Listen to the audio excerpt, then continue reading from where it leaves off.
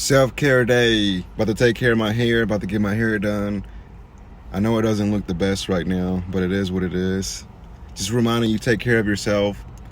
Take some time for you. This is your universe, your world. You can't give to other people from an empty vessel. So you're not going to be able to help others until you help yourself first. Take care of you. Pick one day out of the week and do something for you, whether it's taking yourself out to eat, getting your hair done, nails done, going to a spa, getting a massage. Whatever it is you desire, go out there and get it done.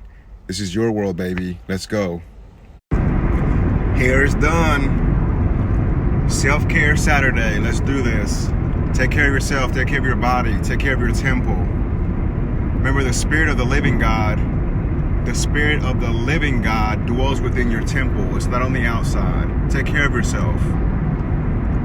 Do the right things. But most of all, just enjoy yourself and have fun. Don't worry about what anybody else has to say. Focus on your vision.